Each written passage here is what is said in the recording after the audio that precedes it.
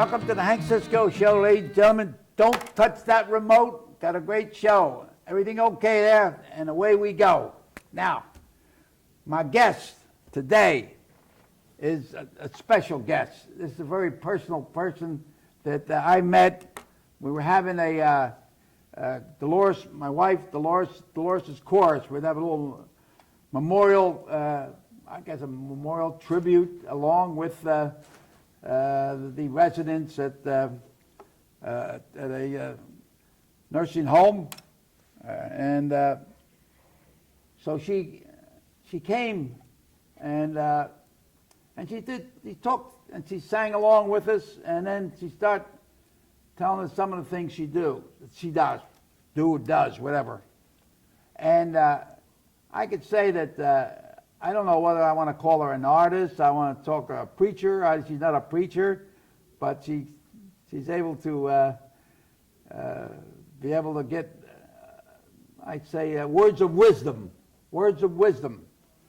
And, you live by words of wisdom so much. And, I love diversity. I like my show here. I like to talk. I have people from all over, and all nationalities, religions, what have you, And so my special guest today is very special because she touched the heartstrings of my heart when she talked about my wife, who I passed away just in October of last year.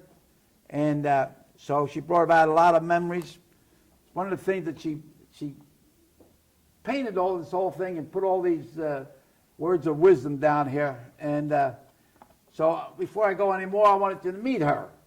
And I'm not going to try to pronounce her name. You're originally from India, right? India, yes. My parents are from Italy. So we got something in common, Bob, over here and over there. Now, your name is Leena. I like that, okay? Yeah. And how do you say last name? Karunakaradhas. Who? Karunakaradhas. Leena Okay, Karunakaradhas. Tell me, how'd you get involved in all this here? Suddenly painting. Did your mom teach you this? No. The 2 years back, I learned this art because there was a tough time in my life. So I resorted to this kind of painting and all my hobbies, which helped me to relax, and also by sharing with other people, it really helped me. Well, I want to say here, when you made this here for my wife, Dolores's chorus over at the Senior Suites, and it says, Dolores, a tree is known by its fruit, a man by his deeds. A good deed is never lost. He who shows courtesy reaps friendship, and he who plants kindness gathers love. And that's St. Basil, Dolores's chorus, and she painted this in there. And one other thing, and to everybody's surprise at the Senior Suites, all the residents all got one of these little, what is this, file? No. Some people call it tongue depressor, but it is not. This is a craft stick. It's available in Walmart. I'll read what it says one here, and Yes. everyone is different. Yeah. It doesn't matter how many times you get knocked down. All that matters is you get up one more time than you were knocked down. Oh, my. It doesn't matter how many times you get knocked down. That's me like a boxer. Yes. All that matters, if you get up one more time, then you were knocked down. Oh, my God. Roy, well, you can say Hank Cisco. It isn't how many times you get knocked down, it's how many times you get up. Don't quit. Okay, that's one. And one of these here, where is it over there? Give me the whole glass. Yeah. And she gave it out to everyone. Everyone had an individual. And what are we going to do with these after the show? What are we going to do? Anyone can take it. You're going to give them Yes. out to the students? Yes, yeah, anyone. Take them home, and then Yeah. you're going to get one behind the camera, take it home and read it to your mom and pop, okay, and your kumbari and kumbadis. Okay, that's one thing, right? And then you have the little bucket here, little bucket of joy, and that has another one, okay? What's it say? You take the time to do this. You know how I would do one and I would quit. I don't have the patience for that. Oh my God, go ahead. Covered with the robe of righteousness. That is something from the Bible. Oh. Covered with robe Of righteousness. Yep. Well, there's a little bit of religion in here, but all right, there's nothing wrong with having a little bit of religion in your life. Let me tell you. I remember one guy said, "Oh, I don't worry about God. I don't." And he was in the army, and he was telling all the other soldiers, "Well, I don't believe in God." And all of a sudden, he got shot. Oh, and the first thing he says is, "Oh my God, help me!" So don't wait to the last minute. If you want to get religious, you want to say prayers or something, say it before. Same thing with a boxer or a baseball player. You train, you get yourself in shape. Oh my, look, here we go, right there. Ready? All right, now, what else we got? Oh, you got to explain about this. And look at this little thing. She did all the little painting here. Can you see this? Oh, that's fine. That's fine. That's it. Again, don't move it there, because we're all hooked up. This, and you did all these here. You put them all together. Yes. What's inside? This I Read it. make it and keep it in my purse. So anytime I come across someone who will need a word of encouragement, I would give this to them. What's this? Do it again. I said, this is something which I make it. I paint this You box, paint it, right? paint it, and use some old jewelry Right. here, Right. and then write some verses from the Bible. From the Bible. Read it. Yes. Well, it's all right. The Bible's there. No one will be able to stand against you all the days of your life. I will be with you. I will never leave you nor forsake you. Oh, man. Oh, Joshua 1 verse 5. man. All right. So when I come across people who are upset or worried, and I would take one Right. and give it to them. And I have a memory about this one. Right. This was Okay. one time at work. Don't forget, this camera's looking at you. One Talk time, to that camera and talk to me. Go ahead. one time at work, one of my colleagues was telling me that somebody who we know at work was going through a tough time. So I decided, and along with that colleague, I decided that we will put a smile on her face.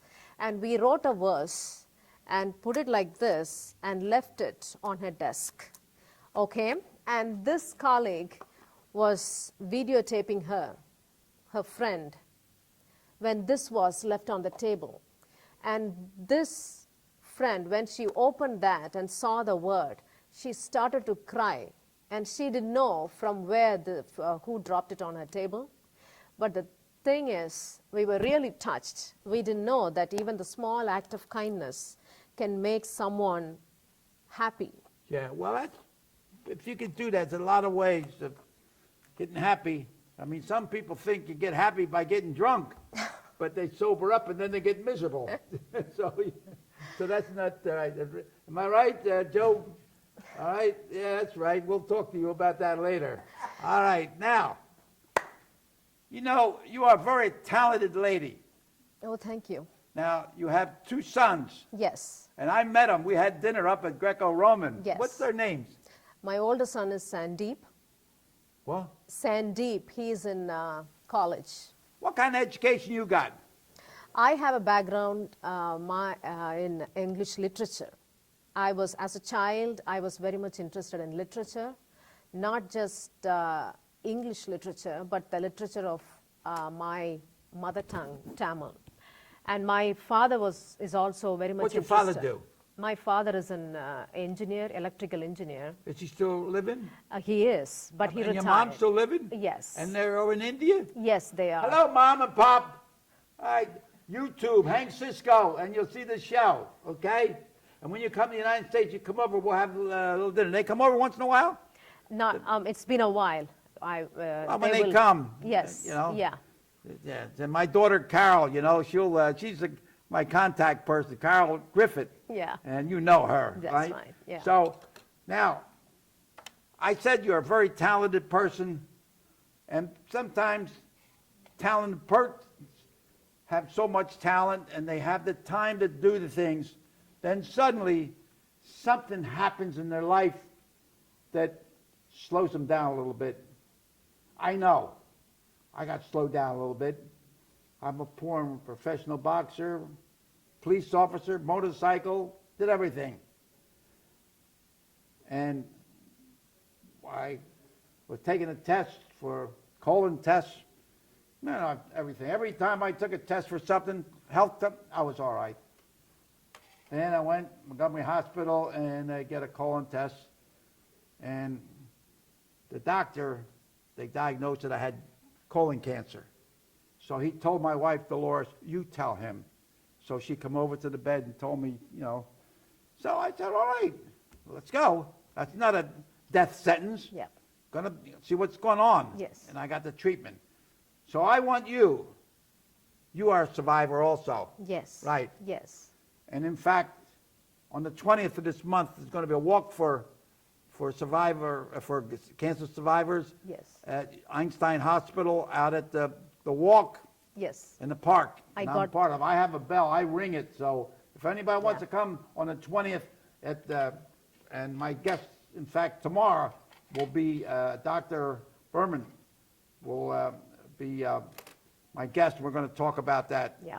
So you are a survivor. You know what a survivor is? Survivors had cancer, and they lived through it. But you know what you have to go through? You have to have faith. You have to have faith in your doctor. You have to have faith in your with the medicine that they pour into you. And then you have to have faith above. And let me tell you, prayers come in handy. Don't let nobody kid you. You know, you can think about it. I know about it. I lived it, okay? Colon cancer, prostate cancer, and in fact, every 4 months I get a shot because I got cancer in the prostate, and they said, leave it alone. I'm 93 years old. Where am I going to go? I'm going to go one place. I'm going to go to heaven, okay? Yep. And then they'll take care of me up there. All right, now, tell me, you went through this. What inspired you? What kept you going, you know? Just like a fighter. You got to keep in there, keep punching. Yep. Tell me the story. Any way you want to tell me. Yes. How it started, how it did. Go ahead. Talk loud so my hearing aids can hear it. Yes. Are you listening, everybody? Are you listening behind the camera? Okay, good. I was diagnosed of breast cancer Where were you, United States or in India? in the United States. United Yeah, States? in Norristown. How long ago? 2 years back, 2014, July. Here. Yeah. Yes. And I had to go through chemo and radiation. But right from the start, it was the grace of God. I was able to face this with much strength. And I thank God for my church people, the church I go to, which is Cornerstone Church. And right from the beginning, they were encouraging me, they were praying for me. And even there were times when I gave up. I said, I don't want to go through this. It is hard. But they said they were right there for me. Who's they? My church people, my church. Okay. And they said, we have come this far, we will not give up, and we are standing by you to help you fight this and come out of this victoriously. So right from the beginning, it is the scripture and people encouragement, and of course my doctors at Einstein. Einstein, right here? Einstein, yeah. Montgomery? Yes. And I thank God for, they were wonderful and very compassionate. Oh, yeah. And there were people who went out of the way to show that this struggle, even for them, it meant a lot to them. So they were encouraging me. So because of the grace of God and by the friendship and the encouragement I got through my church and the Word of God, and I know Word of God and God can stand by themselves. You know, they don't need help when I talk about my survivorship. It's the grace of God. But I thank God for everyone who supported me. Which are right. And I did this for my church. Let me hold it up and you just, That is I'll hold up, you read it. that is something which that word from the Bible I hold very dear to my heart, and I want to give this to my church, Cornerstone, and that says, "For I know the plans I have for you, declares the Lord, plans to prosper you and not to harm you, plans to give you hope and a future." Jeremiah chapter 29, verse 11. That's what came true in my life. So Right. I thank God for that. Well, you know, let me look at it. For I know the plans I have for you, declares the Lord, plans to, what's that? Purpose? Prosper. Prosper, I'm sorry, yeah. And you, and not to no harm, are plans to give you hope and the future. Amen. Jonathan, right. Amen. Yeah. So, you know, you live by it, you know. I love words of wisdom, you know. And in fact, I think I gave you some of my words of wisdom. I have it. You have it, right? I have it. Yeah. So, all right, now, what do you do now? You got something else over there. What's that other picture or plate? What's that about? Let me hold it up. Oh. If God is your partner, make your plans big. D.L. Moody. Who's he? He is a preacher and renowned Philosopher or something. Yeah, preacher. Well, yeah. that's, you know, little things like this keep you going. And here's another one. This is all of your artwork here, right? Yes, yeah. It's all their artwork. Oh, my God. God's work is done in God's way.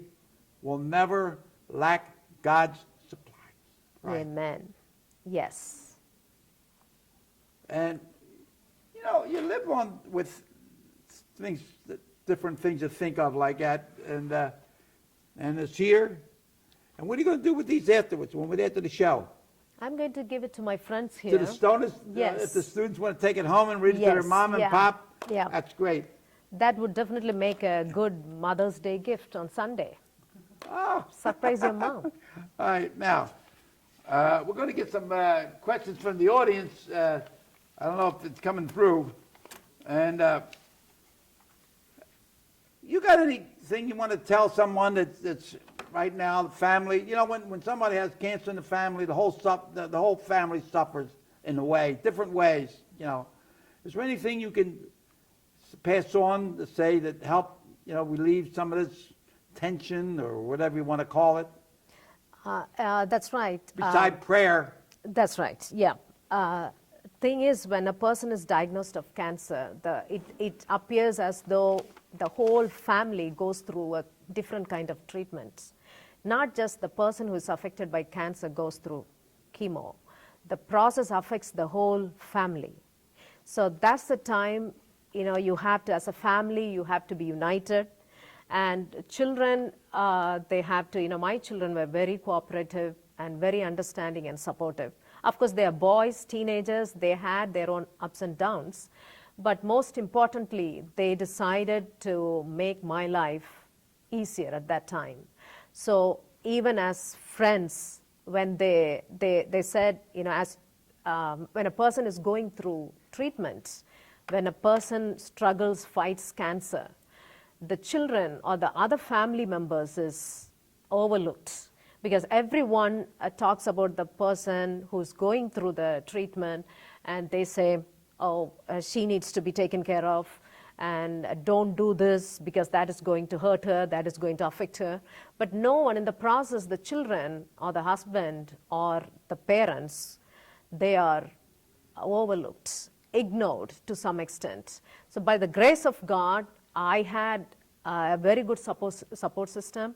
They took care of my You children. had confidence in your doctors and all, right? Yes, my doctors encouraged me, and because of that, even the whole family was taken care of, not just me. Yeah. The children, we all had a positive attitude. So we said at home we will not speak anything negative, We will not say, it is hurting me.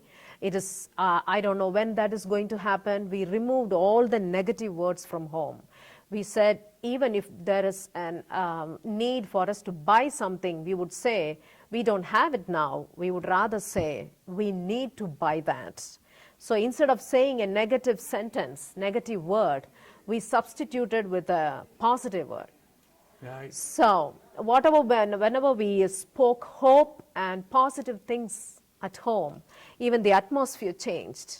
Yeah. So I would say, you know, when someone at home is going through a treatment, it can be difficult. You may feel that you're losing the battle, but keep up the spirit. Do not lose hope, because every darkness will be gone. One day the light will come.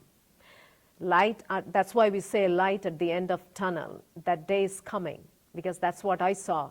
Everyone going through that tough time will be able to see the light. Well, you have to, I got something in my eye or something here. Why,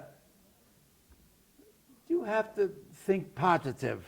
And I had the experience of when I got the colon cancer and I had to get chemo. Yes.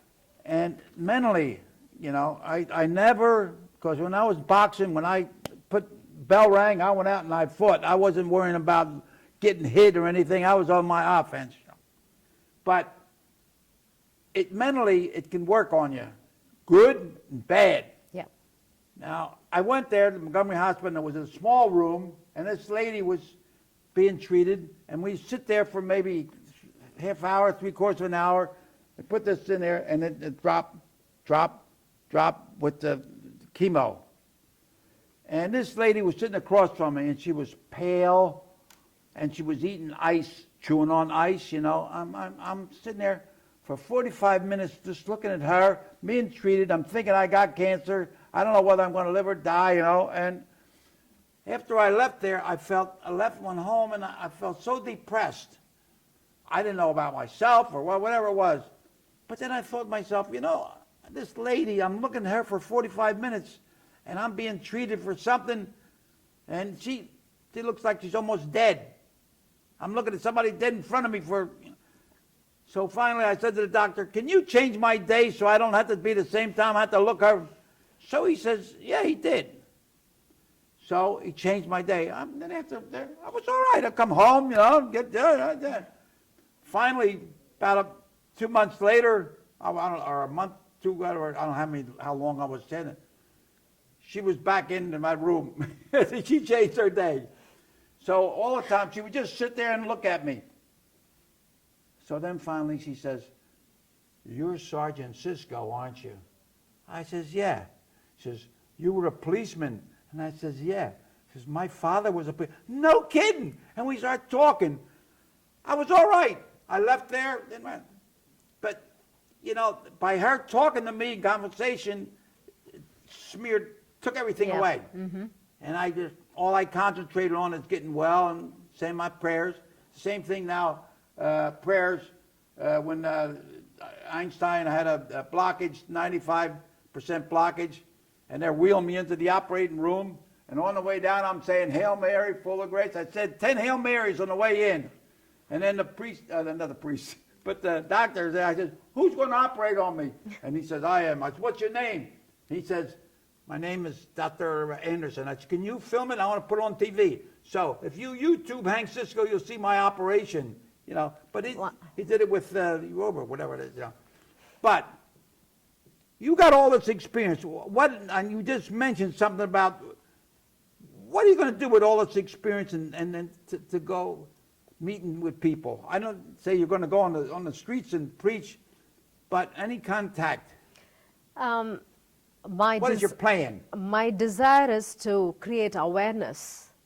And I also want to tell people that, as you said, I'm quoting you, cancer is not a death sentence. But the moment the doctor calls you and say that you have cancer, people think that they are going to die. Yeah, you can't. But it doesn't have to be. It is not. All you have to do is you have to fight with much confidence and strength and faith in God. And my dream is to one day, even during my lifetime, I want to see that there is a cure for cancer, Oh, yeah. for all cancers. Oh, man, that's a prayer. I want to take one pill, like headache. For headache, I would take Tylenol. And I want to take one pill for 2 weeks, and I'll be done with this. That's the day I want to see, and that's the desire. And I want to create awareness, and especially people, I want to be with the families who are going through a tough time like this. And I want to tell them, I came out of it, and you can do it. That's one thing. And I want to support people who are doing fundraising for this cancer cure and cancer research. I want to, and people who are going through treatment and they don't have anyone to take care of the children, or even people who are alone. They go through treatment and they don't have anyone to talk to at home.